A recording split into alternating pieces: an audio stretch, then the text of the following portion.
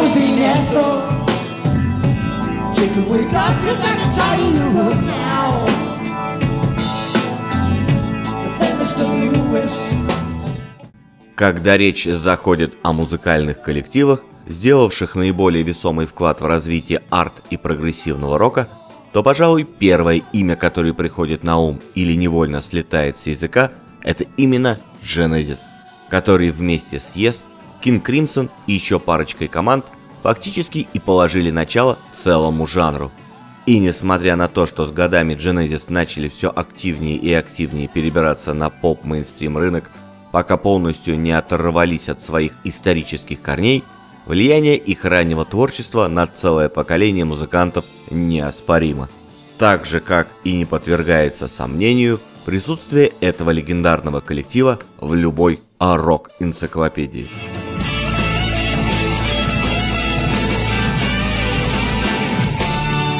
Эту группу основали, в общем-то, пацаны. Достаточно сказать, что одному из создателей Genesis, вокалисту Питеру Гэбриэлу, когда он познакомился в 1963 году с будущим клавишником Тони Бэнксом, было всего 13 лет. Добавим к этой компании барабанщика Криса Стюарта, гитариста Энтони Филлипса и бас-гитариста Майка Резерфорда.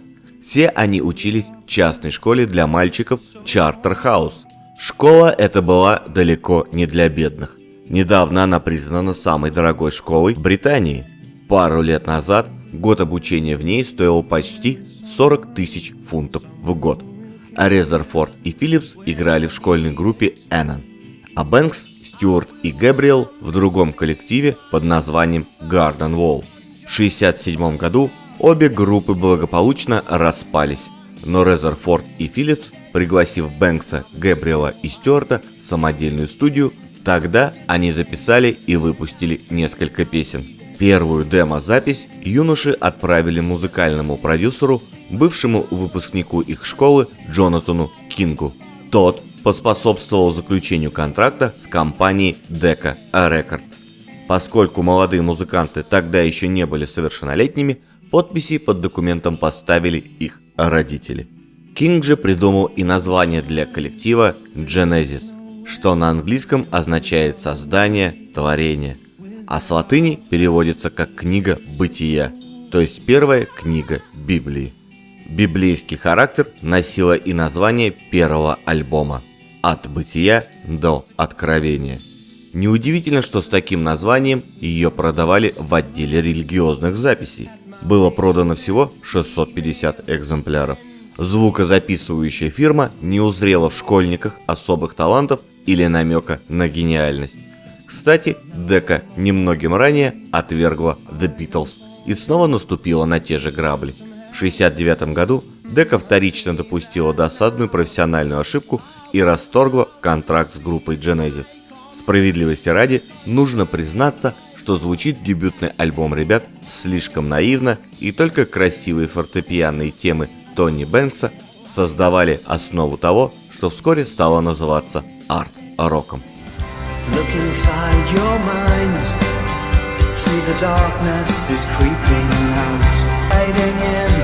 После неудачи с первым альбомом им отказали почти везде, как когда-то и Beatles. Хотя фантастическое творческое взросление и преображение коллектива не могло остаться незамеченным в музыкальной среде. На концерте в пригороде Ричмонда оказался один из столичных актеров. Он был просто потрясен услышанным, поэтому позвонил своему другу Джону Энтони, продюсеру Charisma Records, и посоветовал как можно быстрее встретиться с ребятами из Genesis. К тому времени Джон уже работал с некоторыми группами, среди которых была легенда британского прогрессив-рока Вандер Граф Generator. Энтони было поручено искать и открывать новые имена этого направления, поэтому итогом его встречи с Genesis стало заключение долгосрочного контракта. Итак, парни заключили контракт с лейблом Charisma Records. Второй альбом группы «Преступление» стал первым настоящим шедевром в их дискографии. Перед слушателями как будто предстал совершенно новый коллектив, исполнив 6 длинных, доселе неслыханных эпических вещей. У публики было такое впечатление, что предыдущий альбом записывали совсем другие люди. Это была творческая метаморфоза, никогда более не случавшаяся в истории рока. 9-минутная и необычно агрессивная песня Питера Гэбриэла «The Knife» рассказывает о том, как все революции неминуемо заканчиваются властью диктатора.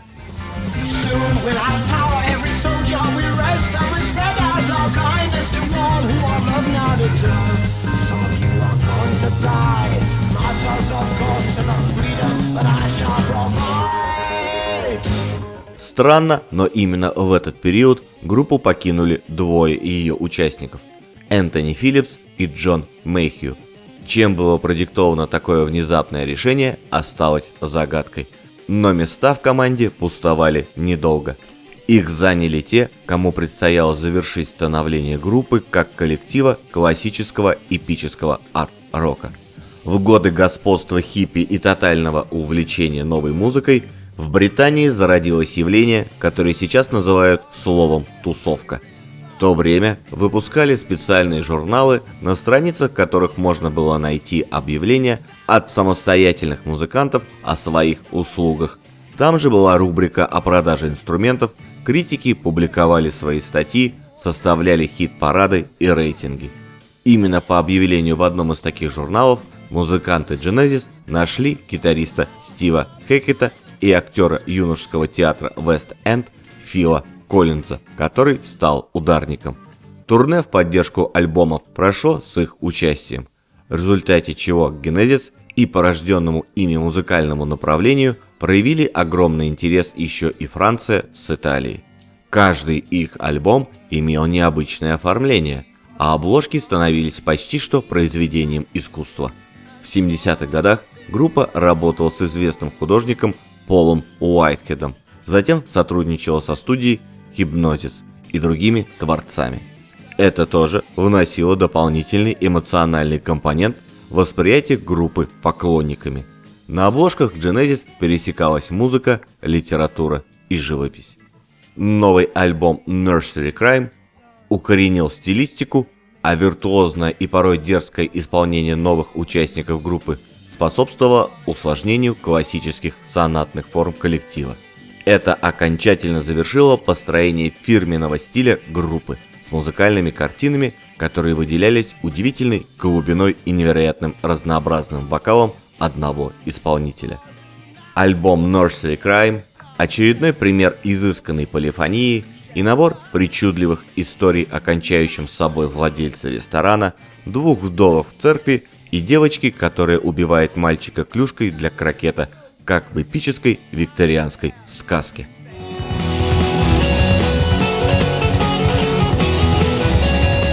Во время одного из концертов Питер Гэбриэл во время прыжков в аудиторию сломал ногу, что привело его к написанию знаменитого 23-минутного эпика «Supper's Ready». Чем же еще заниматься в гипсе, если не сочинять длинные прок-роковые пассажи? Пьеса из 7 частей заняла целую вторую сторону 4-го диска «Фокстрот», на котором Genesis развернулись уже во всю ширь.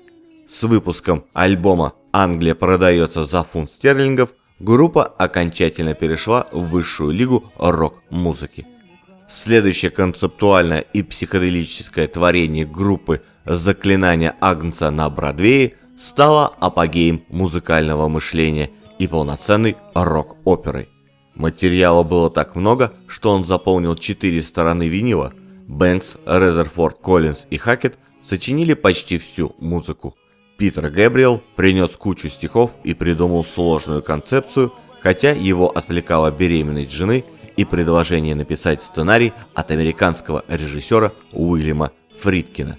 Герой альбома – живущий в Нью-Йорке пуэрториканец Раэль, уличный мальчишка, который путешествует по сюрреалистическим пространствам, полным страшилищ и опасностей, в поисках своего брата и самого себя. Вся эта мистическая атмосфера была должным образом воплощена на сцене. Во время записи пугающего хаоса за окном студии вдруг ударила молния, а во время концертов в залах несколько раз выключался свет. Так что при прослушивании этого концептуального монстра нужно быть осторожным. And the wise and foolish virgins giggle with their bodies glow. успеху в немалой степени поспособствовали театрализованные представления, в которые они превращали свои концерты. На раннем этапе техника на сцене была примитивная, и чтобы достичь эффекта, музыканты начали применять визуальные эффекты и костюмы. Когда Питер Гэбриэл впервые нацепил маску лисы, увековеченную на обложке Foxtrot, музыканты сами об этом не знали и приготовились к провалу.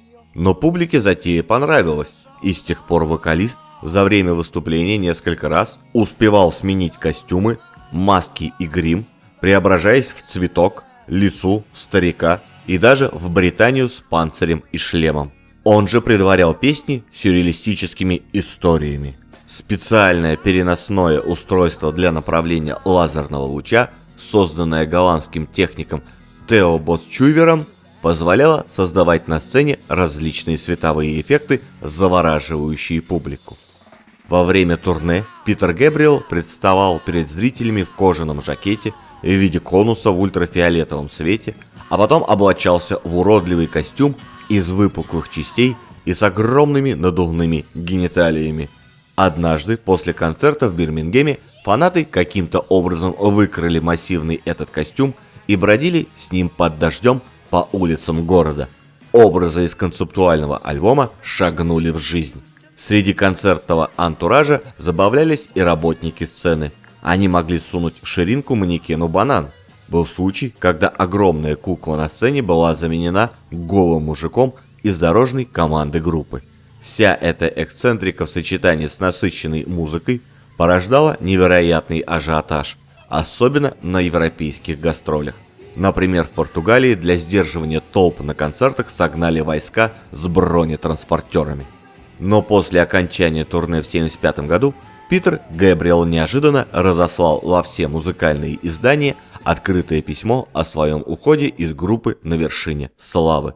В числе причин, приведших к такому шагу, он назвал растущее отчуждение от остальных участников, коммерциализацию творчества, рождение ребенка и невозможность увязывать рабочий график с садово-огородным календарем. Через несколько лет Питер Гэбриэл вернется к своей музыкальной карьере и добьется впечатляющих успехов сольно, а лишившиеся мощного фронтмена Genesis тем временем были вынуждены решать проблему с вокалистом. Далеко ходить не пришлось, барабанщик Фил Коллинз встал к микрофону. Тут же наметилось явное смещение от арт-рока к поп-музыке.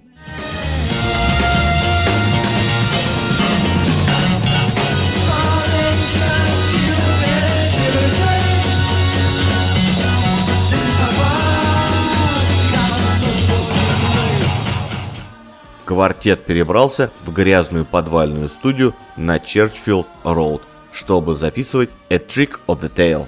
Первая неделя работы прошла с трудом, но потом появились ключевые для того периода песни «Squonk» и «Dance on the Volcano», и у музыкантов открылось второе дыхание.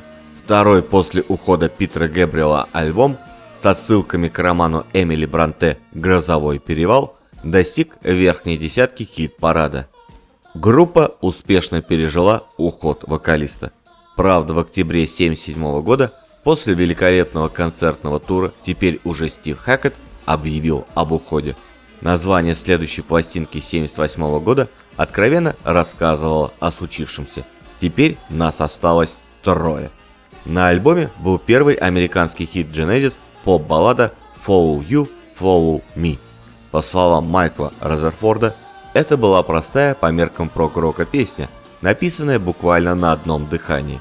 У меня был риф, потом я написал лирику, и вышла милая маленькая песенка, цепляющая, но не слащавая. Это заняло 10 минут, и я подумал, черт возьми, это может быть так просто. Теперь Genesis начали писать о взаимоотношениях, а не на исторические, фантастические или социальные темы. Это дало группе силы выжить в эпоху господства панка. Хотя не для всех молодых людей в заклепках и с пирсингом Genesis были устаревшими помпезными динозаврами. Тони Бэнкс рассказывает: «Я помню панка, который остановил меня на Вардур-стрит и сказал: "Тони Бэнкс, я должен получить ваш автограф". И я подписал ему копию сингла Pretty Weekend. Он одновременно любил Genesis и Sex Pistols.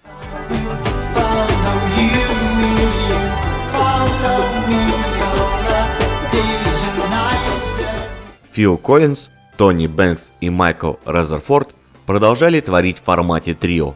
Резерфорд взял на себя обязанности гитариста в студии. Коллинз во время записи пластинок запросто и пел, и барабанил, но на концертах совмещать две функции ему было сложно. И концертный состав вписались Билл Бруфорд из Yes и мастер фьюжена Честер Томпсон, игравший с Weather Report и Фрэнком Заппой. Фил Коллинз теперь считался звездой и странно чувствовал себя на виду, когда кто-то сзади играл его барабанные партии. Альбом «Теперь нас осталось трое» показал, что группа пошла по пути, приближенной к поп-стандартам рок-музыки. Песни стали проще, короче и концентрированнее. Синтезаторы сделались едва ли не лидирующим инструментом. Окончательная метаморфоза случилась чуть позже, когда в марте 80-го года вышел альбом «Герцог». Этому предшествовали отъезд Фила Коллинза в канадский город Ванкувер, куда он метнулся вслед за женой, которая собралась от него уходить. Не в силах спасти брак, барабанщик-вокалист вернулся в Великобританию и погрузился в запись новой пластинки. «Герцог» первым из альбомов достиг вершины британского хит-парада. Это уже был не мудреный прогрессив-рок, а сверкающий синтезаторный поп. Любители прок-рока воротили носы, но поп-эру 80-х было уже не остановить. В нее пишутся и Genesis, которые еще 5 раз возглавят хит-парад. Кроме того, на альбоме использован мощный звук барабанов, основанный на эффекте, который называется гейтированный ревербератор. Принцип его работы заключается в использовании барабанной установки, искусственно усиленной через шумовой гейт, которая резко отсекается, когда звук достигает определенного порога. В результате получается мощная, живо звучащая, хотя и контролируемая размытость звука барабанов. Гэбриэл и Коллинз придумали этот характерный звук вместе с их сопродюсером и звукоинженером Хью Педемом. Гейтированный звук барабанов стал визитной карточкой последующих альбомов Genesis.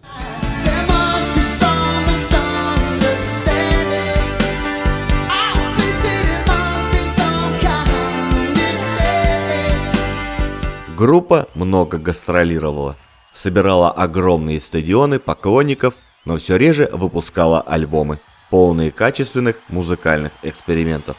Среди нескольких дисков выгодно выделялся только проект 1983 года под названием Genesis.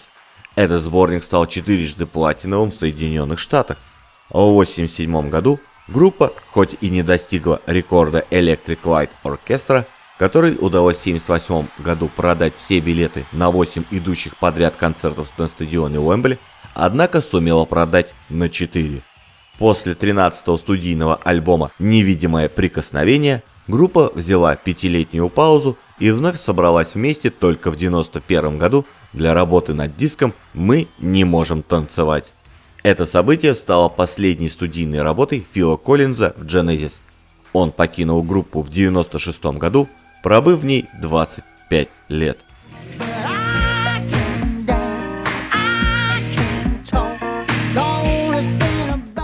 Майк Резерфорд и Тони Бэнкс решили продолжать работу единым коллективом. Они нашли новых музыкантов, но такой состав публика совсем отказывалась принимать. Альбомы уже не пользовались былым успехом, тур по США пришлось и вовсе прервать из-за низких продаж. Все это стало закатом великой карьеры первооткрывателей прогрессив-рока. Время от времени появлялись сообщения о воссоединении группы, о выпусках новых дисков и совместном участии в музыкальных мероприятиях, но ни к чему важному это не привело. Genesis остался в истории выдающимся новаторским арт-роковым коллективом, одним из лидеров прогрессивного рока 70-х. Музыкантам удалось сформировать уникальный стиль, который волнует умы не только поклонников раннего творчества группы, но и нынешних многочисленных коллег по сцене.